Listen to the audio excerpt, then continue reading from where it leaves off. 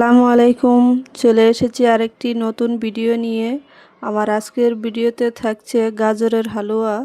তো কিভাবে খুব সহজে সুস্বাদু গাজরের হালুয়া রান্না করা যায় সেটাই আপনাদের সাথে শেয়ার করব।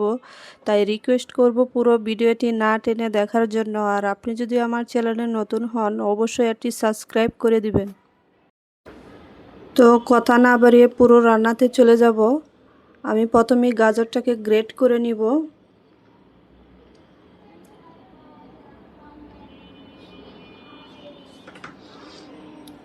আমি এখানে 1 কেজি গাজর নিয়ে নিয়েছি। গাজরটাকে সুন্দর করে ছিলে কেটে নিয়েছি। এখন এটাকে আমি চিকন চিকন করে গ্রেট করে নিব। আপনাদের কাছে যদি এই গ্রেটার মেশিনটা না থাকে তবে আপনারা টুকরো টুকরো করে কেটে এটাকে পানি দিয়ে বা দুধ দিয়ে সিদ্ধ করে নিতে পারেন, ওভাবেও করা যায়। তবে এটা দিয়ে ঝুরো ঝুরো করে করে নিলে খুব মজা হয়। সিদ্ধ করাটা তেমন মজা হয় না। দেখতেই পারছেন আমি কিভাবে এটাকে চিকন চিকন করে কেটে নিয়েছি। ঠিক এভাবে নেবেন।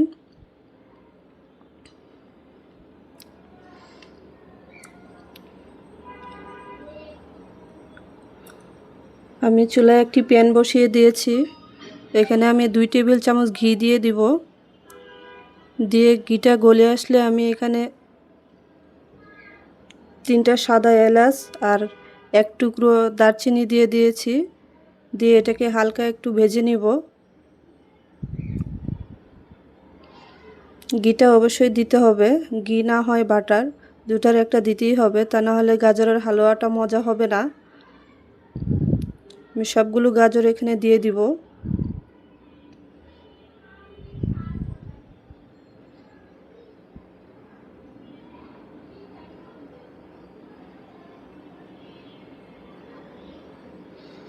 এই পর্যায়ে চুলার হিটটা মিডিয়াম রাখতে হবে। গাজরের যে পানিটা বের হয়ে আসবে সেটা যেন শুকিয়ে যায় খুব তাড়াতাড়ি। খুব বেশি বাড়িয়ে দিলে সেটা আবার পুড়ে যেতে পারে, তাই মিডিয়ামে রাখতে হবে। আমি সামান্য পরিমাণে লবণ দিয়ে দিয়েছি। লবণটা আপনাদের ইচ্ছা।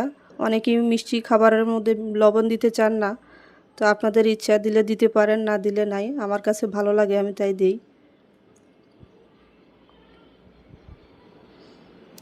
আমার গাজরটা ভাজা শেষ। আমি এখানে 1 কাপ পরিমাণ দুধ দিয়ে দিয়েছি, এটা লিকুইড দুধ। দিয়ে এখন আমি এটাকে একটু নেড়ে চেড়ে এটাকে ঢাকনা দিয়ে কিছুক্ষণ সিদ্ধ করে নিব। খুব বেশি সিদ্ধ করার প্রয়োজন নাই, 3-4 মিনিট একটু ডেকে রান্না করলেই হয়ে যাবে।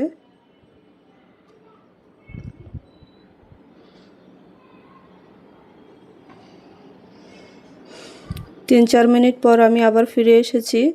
দেখতেই পাচ্ছেন গাজর থেকে পুরো পানি ছেড়ে দিয়েছে।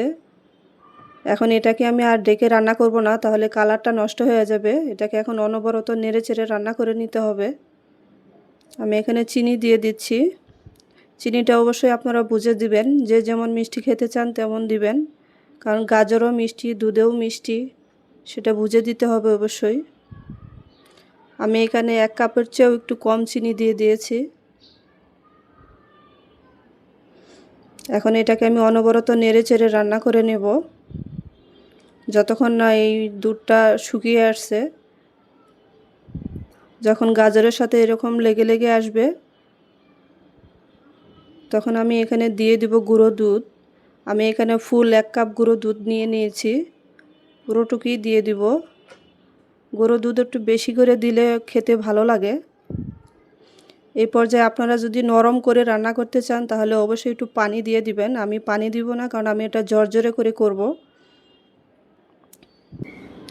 আর হালুয়াটা প্রায় রান্না করা শেষ। এই পর্যায়ে আমি কিছুটা ঘি দিয়ে দিয়েছি। দিয়ে এখন এটাকে অনবরত একটু নেড়ে ছেড়ে দিব।